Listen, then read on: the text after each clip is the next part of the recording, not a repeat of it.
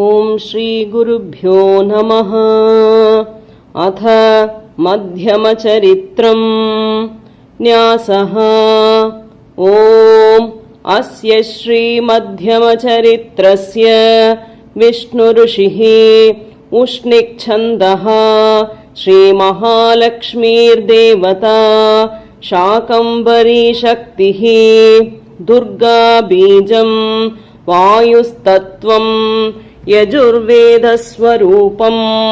श्रीमहालक्ष्मी प्रीत्यर्थे जपे विनियोगः।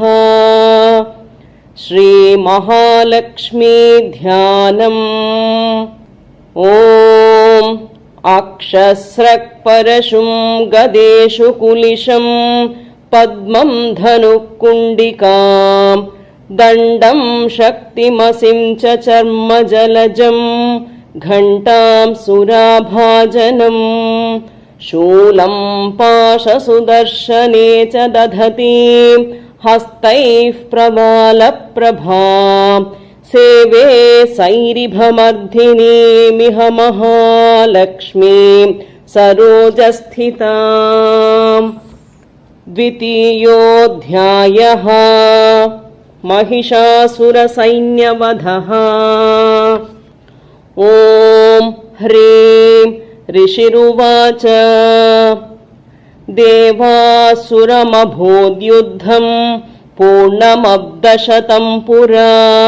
महिषे सुराणामधिपे देवानां च पुरन्दरे तत्रासुरैर्महावीर्यैः देवसैन्यं पराजितं जित्वा च सकलान् देवान् इन्द्रो भून्महिषासुरः। ततः पराजिता देवाः पद्मयोनिं प्रजापतिं पुरस्कृत्य गतास्तत्र यत्रेष गरुडध्वजौ यथा वृत्तं तयोस्तद्वन् महिषासुरचेष्टितं त्रिदशा कथयामासुः देवाभिभवविस्तरम् सूर्येन्द्राग्न्यनिलेन्दूनां यमस्य वरुणस्य च अन्येषां चाधिकारान् स स्वयमेवाधितिष्ठति स्वर्गानिराकृता सर्वे तेन देवगणा भुवि विचरन्ति यथा मर्त्या महिषेण दुरात्मना। एतद्वत्कथितं सर्वम् अमरारिविचेष्टितं शरणं वः प्रपन्नास्मो वधस्तस्य विचिन्त्यताम्। इत्थं निशम्य देवानां वचांसि मधुसूदनः चकारकोपं शम्भुश्च भ्रुकुटीकुटिलाननौ ततोऽतिकोपपूर्णस्य चक्रिणो वदनात्ततः निश्चक्राममहत्तेजो ब्रह्मणः शङ्करस्य च अन्येषां चैव देवानां शक्रादीनां शरीरतः निर्गतं सुमहत्तेजः तच्चैक्यं समगच्छत अतीव तेजसः कूटं ज्वलन्तमिव पर्वतं ददृशुस्ते सुरास्तत्र ज्वालाव्याप्तदिगन्तरम् अतुलं तत्र तत्तेजः सर्वदेवशरीरजम् एकस्थं तदभून्नारी व्याप्तलोकत्रयं त्विषा यदभूचाम्भवं तेजः तेनाजायत तन्मुखम् यां येन चाभवन् केशा बाहवो विष्णुतेजसा सौम्येन स्तनयोर्युग्मम् मध्यं चैन्द्रेण चाभवत् वारुणेन च जङ्घोरु नितम्बस्तेजसा भुवः ब्रह्मणस्तेजसा पादौ तदङ्गुल्योऽर्कतेजसा वसूनां च कराङ्गुल्यः कौबेरेण च नासिका तस्यास्तु दन्ता सम्भूताः प्राजापत्येन तेजसा नयनत्रितयं जज्ञे तथा पावकतेजसा भ्रुवौ च सन्ध्ययोस्तेजः श्रवणावनिलस्य च अन्येषां चैव देवानां सम्भवस्तेजसां शिवा ततः समस्तदेवानां तेजो राशिसमुद्भवां तां विलोक्य मुदं प्रापुः अमरा महिषार्दिताः शूलं शूलाद्विनिष्कृष्य ददौ तस्यै पिनाकधृक् चक्रं च दत्तवान् कृष्णः समुत्पाद्य स्वचक्रतः शङ्खं च वरुणः शक्तिं ददौ तस्यै हुताशनः मारुतो दत्तवांश्चापं बाणपूर्णे तथेषुधे वज्रमिन्द्रः समुत्पाद्य कुलिशादमराधिपः ददौ तस्यै सहस्राक्षो घण्टामैरावताद्गजात् कालदण्डाद्यमोदण्डं पाशं चाम्बुपतिर्ददौ प्रजापतिश्चाक्षमालां ददौ ब्रह्मा कमण्डलुं समस्तरोमकूपेषु निजरश्मीन् दिवाकरः कालश्च दत्तवान् खड्गं तस्याश्चर्म च निर्मलं क्षीरोदश्चामलं हारम् अजरे च तथाम्बरे चूडामणिं तथा दिव्यं कुण्डले कटकानि च अर्धचन्द्रं तथा शुभ्रं केयूरान् सर्वबाहुषु नूपुरौ विमलौ तद्वद् ग्रैवेयकमनुत्तमम् अङ्गुलीयकरत्नानि समस्ता स्वङ्गुलीषु च विश्वकर्मा ददौ तस्यै परशुं चातिनिर्मलम् अस्त्राण्यनेकरूपाणि तथा भेद्यं च दंशनम्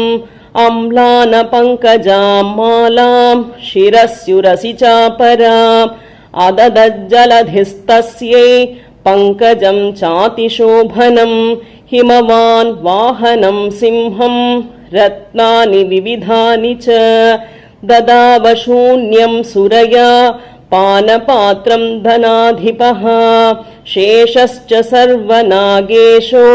महामणिविभूषितम् नागहारं ददौ तस्यै धत्ते यः पृथिवीमिमाम् अन्यैरपि सुरैर्देवी भूषणैरायुधैस्तथा सम्मानिता ननादोच्चैः साट्टहासं मुहुर्मुहुः तस्यानादेन घोरेण कृत्स्नमापूरितं नभः अमायताति महता प्रतिशब्दो महानभूत् चुक्षुभुः सकला लोकाः समुद्राश्च च कम्पिरे चचाल वसुधा चेलुः सकलाश्च महीधराः जयेति देवाश्च मुदा तामूचो सिंहवाहिनी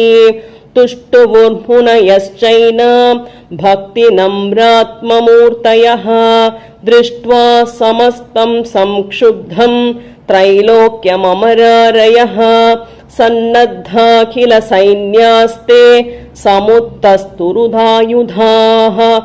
आह किमेतदिति क्रोधात् आभाष्या महिषासुरः अभ्यधावत तं शब्दम् अशेषैरसुरैर्वृतः स ददर्श ततो देवीं व्याप्तलोकत्रयान्त्विषा पादाक्रान्त्या नतभुवं किरीटो लिखिताम्बरां शोभिता शेषपातालां धनुर्ज्यानिस्वनेन तां दिशो भुजसहस्रेण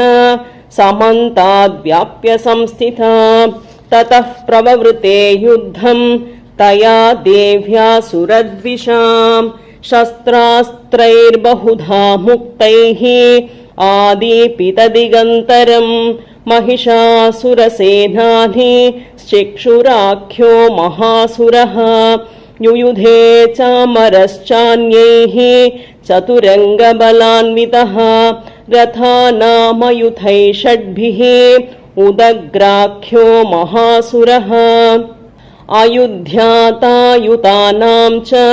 सहस्रेण महाहनुः पञ्चाषड्भिश्च नियुतैः असिलो महासुरः अयुतानां शतैषड्भिः बाष्कलो युयुधे रणे गजवादिसहस्रौघैः अनेकैः परिवारितः वृतो रथानां कोट्या च युद्धे तस्मिन्न युध्यत बिडालाख्यो युतानां च पञ्चाषड्भिरथायुतैः युयुधे संयुगे तत्र रथानां परिवारितः अन्ये च तत्रायुतशो रथनागहयैर्वृताः युयुधुः संयुगे देव्या सह तत्र महासुराः कोटिकोटिसहस्रैस्तु रथानां दन्तिनां तथा हयानां च वृतो युद्धे तत्राभून्महिषासुरः तोमरैर्बिन्दिपालैश्च शक्तिभिर्मुसलैस्तथा युयुधुः संयुगे देव्या खड्गैः परशुपट्टिशैः केचिच्च चिक्षुपुः शक्तिः केचित् पाशांस्तथा परे देवीं खड्गप्रहारैस्तु ते तां हन्तुं प्रचक्रमुः सापि देवी ततस्तानि शस्त्राण्यस्त्राणि चण्डिका लीलयैव प्रचिच्छेद निजशस्त्रास्त्रवर्षिणी अनायास्तानना देवी स्तूयमाना सुरर्षिभिः मुमोचासुरदेहेषु शस्त्राण्यस्त्राणि चेश्वरी सोऽपि क्रुद्धोद्धुतसटो देव्या वाहनकेसरी चचारासुरसैन्येषु वनेष्विव हुताशनः निःश्वासान् मुमुचेयांश्च युध्यमानारणेऽम्बिका त एव सद्य सम्भूता गणाः शतसहस्रशः युयुधुस्ते परशुभिः बिन्दिपालासि पट्टिशैः नाशयन्तो सुरगणान् देवी शक्त्युपबृंहिताः अवादयन्त पटहान् गणाः शङ्खास्तथा परे मृदङ्गांश्च तथैवान्ये तस्मिन् युद्धमहोत्सवे ततो देवी त्रिशूलेन गदया शक्तिवृष्टिभिः खड्गादिभिश्च शतशो निजघानमहासुरान् पातयामास चैवान्यान् घण्टास्वनविमोहितान् असुरान् भुवि पाशेन बद्ध्वा चान्यानकर्षयत् केचिद्विधा कृतास्तीक्ष्णैः खड्गपातैस्तथा परे विपोथिता निपातेन गदया भुवि शेरते वेमुश्च केचिद्रुधिरं मुसलेन भृशं हताः केचिन्निपतिता भूमौ भिन्ना शूलेन वक्षसि निरन्तरा शरौघेण कृता केचिद्रणाजिरे शल्यानुकारिणः प्राणान् मुमुचुस्त्रिदशार्तनाः केषांश्चिद्बाहवश्चिह्नान् छिन्नग्रीवास्तथा परे शिरांसेपेतुरन्येषाम् अन्ये मध्ये विदारिताः विचिन्नजङ्घास्त्वपरे पेतुरुर्व्या महासुराः एकबाह्वक्षिचरणाः केचिद्देव्या द्विधा कृताः छिन्नेऽपि चान्ये शिरसि पतिताः पुनरुत्थिताः कबन्धा युयुधुर्देव्या गृहीतपरमायुधाः ननृतुश्चापरे तत्र युद्धे तूर्यलयाश्रिताः कबन्धाश्चिन्नशिरसः खड्गशक्तृष्टिपाणयः तिष्ठ तिष्ठेति भाषन्तो देवी मन्ये महासुराः पातितैरतनागश्चै असुरैश्च वसुन्धरा अगम्या सम्भवत्तत्र यत्राभूत्समहारणः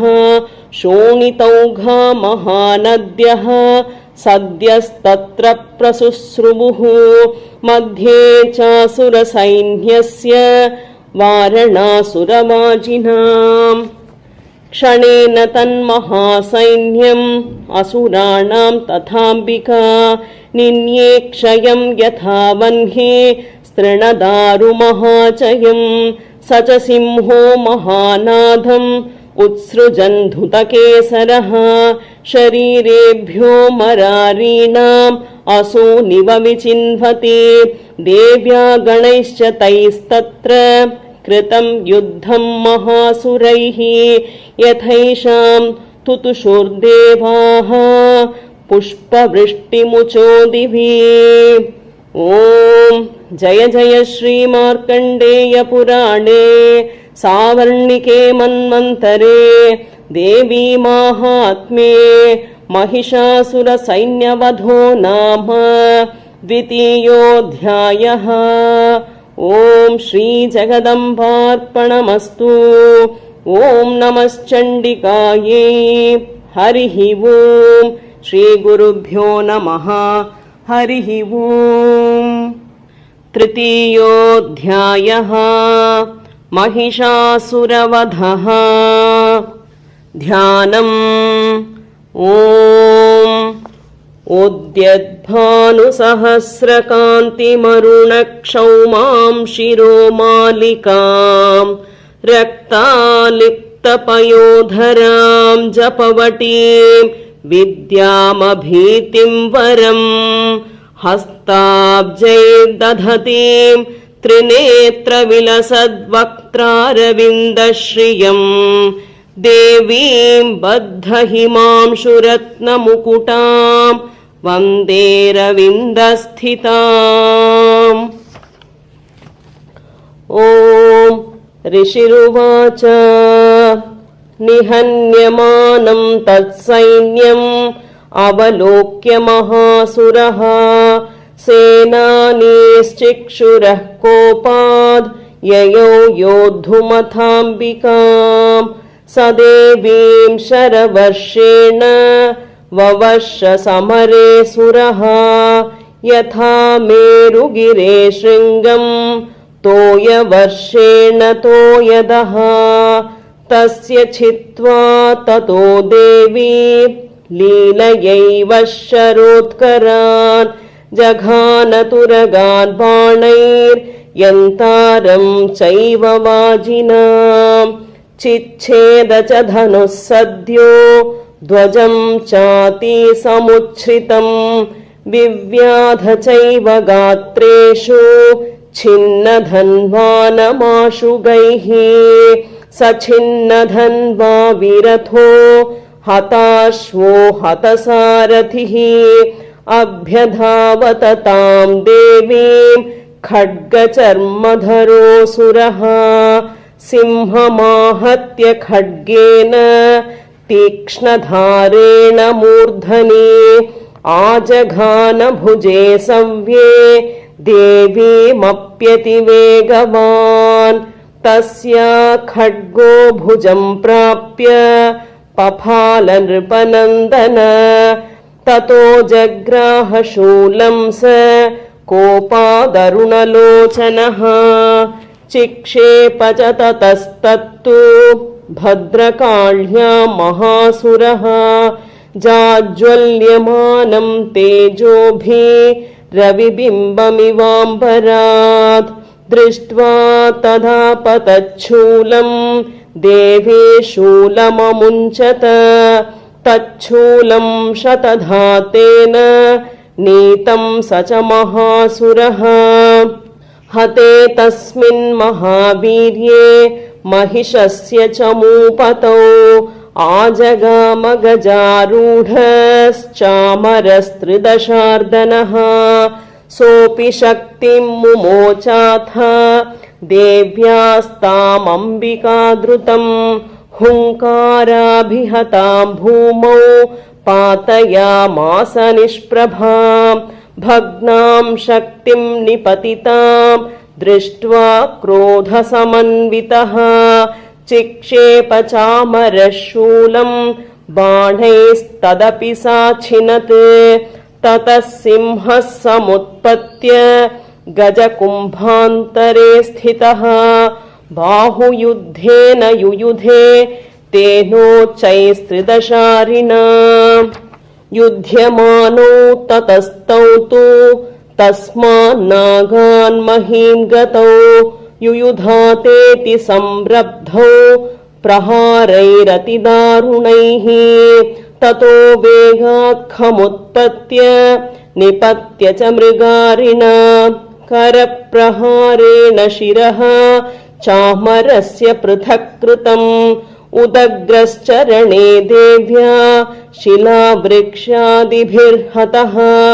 दन्तमुष्टितलैश्चैव करालश्च निपातितः देवी क्रुद्धा गता पातैः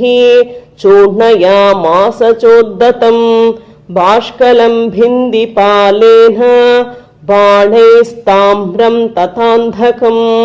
उग्रास्यमुग्रवीर्यं च तथैव च महाहनुम्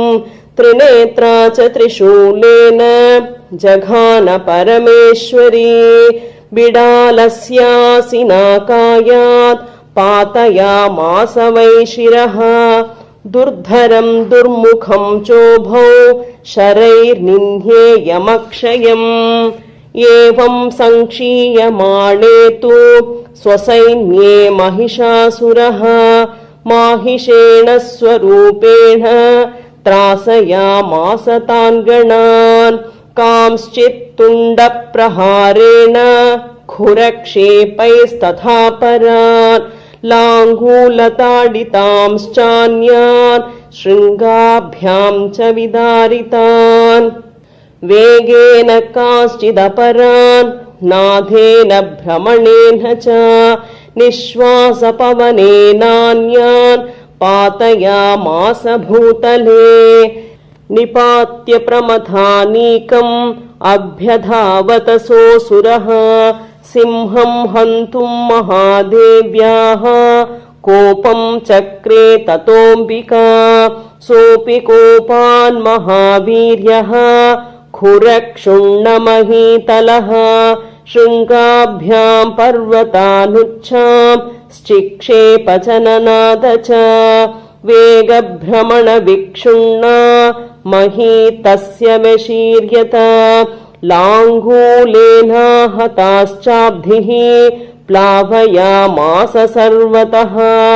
धृतशृङ्गविभिन्नाश्च खण्डखण्डं ययुर्घनाः श्वासानिलास्ता शतशो निपेतुन्नभसोचनाः इति क्रोधसमाध्माता आपतन्तं महासुरं दृष्ट्वा सा चण्डिका कोपं तद्वधाय तदाकरोत् साक्षित्वा तस्य वैपाशं तं बबन्ध महासुरं तत्याजमाहिषं रूपं सोऽपि बद्धो महामृधे ततः सिंहो भवत्सद्यो यावत् तस्याम्बिका शिरः चिनत्तित्तावत् पुरुषः खड्गपाणिरदृश्यत तत एवाशु पुरुषं देवी चिच्छेदसायकैः तं खड्गचर्मणा सार्धं ततः सोऽभून्महागजः करेण च महासिंहं तं च कर्ष जगर्ज च कर्षतस्तु करं देवी खड्गेन निरकृन्तत ततो महासुरो भूयो माहिषं वपुरा स्थितः ततैव शोभयामास त्रैलोक्यं सचराचरं ततः क्रुद्धा जगन्माता चण्डिका पानमुत्तमं पपौ पुनः पुनश्चैव जहासारुणलोचना ननर्दच्चासुरः सोऽपि बलवीर्यमदोद्धतः विषाणाभ्यां च चिक्षेप चण्डिकां प्रतिभूधरान् सा च तान् प्रहितांस्तेन चूर्णयन्ती शरोत्करैः उवाच तं मदोद्धूत मुखरागाकुलाक्षरम् देव्युवाच गर्ज गर्ज क्षणं मूढ मधु यावत् पिबाम्यहम् मया त्वयि हतेऽत्रैव गर्जिष्यन्त्याशु देवताः ऋषिरुवाच एवमुक्त्वा समुत्पत्य सारूढा तं महासुरम् पादेनाक्रम्य कण्ठे च शूलेनैनमताडयत् ततः सोऽपि पदाक्रान्तः तथा निजमुखात्ततः अर्धनिष्क्रान्त एवासीत् देव्या वीर्येण संवृतः अर्धनिष्क्रान्त एवासौ युध्यमानो महासुरः तया महासिना देव्या शिरश्छित्त्वा निपातितः ततो हाहाकृतं सर्वं दैत्यसैन्यं ननाशतत् प्रहर्षं च परं जग्मुः सकला देवतागणाः तुष्टुवुस्तां सुरा देवी सह दिव्यैर्महर्षिभिः जगोर्गन्धर्वपतयो ननुतुश्चाप्सरो गणाः। ॐ जय जय श्रीमार्कण्डेय पुराणे सावर्णिके मन्वन्तरे देवी माहात्म्ये महिषासुरवधो नाम तृतीयोऽध्यायः। ॐ श्रीजगदम्बार्पणमस्तु। ॐ नमश्चण्डिकायै। हरिः ॐ श्रीगुरुभ्यो नमः। हरिः ॐ। चतुर्थोऽध्यायः देवी स्तुतिः। ध्यानम्। ॐ कालाभ्राभां कटाक्षैररिकुलभयदां मौलिबद्धेन्दुरेखां शङ्खं चक्रं कृपाणं त्रिशिखमपि करैरुद्वहन्तीं त्रिनेत्रां सिंहस्कन्धाधिरूढां त्रिभुवनमखिलं तेजसा पूरयन्तीं ध्याये दुर्गां जयाख्यां त्रिदश परिवृतां सेवितां सिद्धिकामैः। ॐ ऋषिरुवाच शक्रादयः सुरगणा निहतेति वीर्ये तस्मिन् दुरात्मनि सुरारिबले च देव्या तां तुष्टुः प्रणतिनम्रशिरोधरां सा वाग्भिर्प्रहर्ष पुलकोद्गमचारुदेहाः देव्या यया ततमिदं जगदात्मशक्त्या निःशेषदेवगणशक्तिसमूहमूर्त्या तामम्बिकामखिलदेवमहर्षिपूज्या भक्त्या नता स्म विदधातु शुभानि सा नः। यस्याः प्रभावमतुलं भगवाननन्तो ब्रह्मा हरश्च न हि वक्तुमलं बलं च सा चण्डिकाखिलजगत्परिपालनाय नाशाय चाशुभभयस्य मतिं करोतु। या श्री स्वयं सुकृतिना भवनेष्वलक्ष्मीः पापात्मनां कृतधिया हृदयेषु बुद्धिः श्रद्धा सतां कुलजनप्रभवस्य लज्जा तां त्वां नता स्म परिपालय देवि विश्वम्। किं वर्णयाम तव रूपमचिन्त्यमेतत् किं चातिवीर्यमसुरक्षयकारि भूरि किञ्चाहवेषु चरितानि तवाद्भुतानि सर्वेषु देव्य सुरदेवगणादिकेषु। हेतुः समस्तजगतां त्रिगुणापि दोषैः न ज्ञायसे हरिहरादिभिरप्यपारा सर्वाश्रयाखिलमिदं जगदंशभूतम् अव्याकृता हि परमा प्रकृतिस्त्वमाद्या यस्या समस्तसुरता समुदीरणेन तृप्तिं प्रयाति सकलेषु मखेषु देवी स्वाहासि वै पितृगणस्य च तृप्तिहेतुः उच्चार्यसे त्वमत एव जनैः स्वधा च या मुक्तिहेतुरविचिन्त्य महाव्रता त्वम् अभ्यस्यसे सुनियतेन्द्रियतत्त्वसारैः मोक्षातिभिर्मुनिभिरस्तसमस्तदोषैः विद्यासि सा भगवती परमा हि देवी शब्दात्मिका सुविमलर्ग्यजुषां निधानम् उद्गीतरम्यपदपाठवतां च साम्नां देवी त्रयी भगवती भवभावनाय वार्ता च सर्वजगतां परमात्रिहन्त्री मेधासि देवि विदिताखिलशास्त्रसारा दुर्गासि दुर्गभवसागरनौरसङ्गा श्रीकैटभारिहृदयैककृताधिवासा गौरी त्वमेव शशिमौलिकृतप्रतिष्ठा ईषत्सहासममलं परिपूर्णचन्द्र बिम्बानुकानि कनकोत्तमकान्तिकान्तम् अत्यद्भुतं प्रहृतमातरुषा तथापि वक्त्रं विलोक्य सहसा महिषासुरेण दृष्ट्वा तु देवि कुपितं भ्रुकुटीकरालम्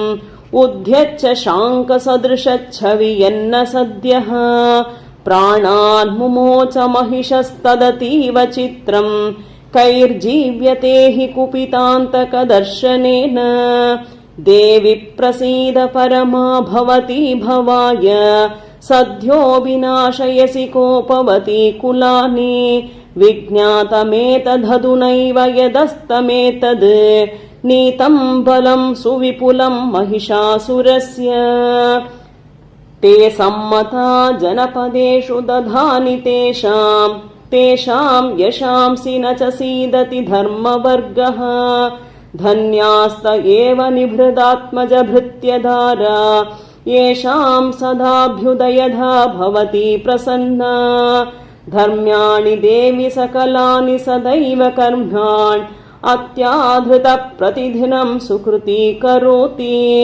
स्वर्गं प्रयाति च ततो भवति प्रसादात् लोकत्रयेऽपि फलदा ननु देवि तेन दुर्गे स्मृता हरसि भीतिमशेषजन्तोः स्वस्थैः स्मृता मतिमतीव शुभां ददासि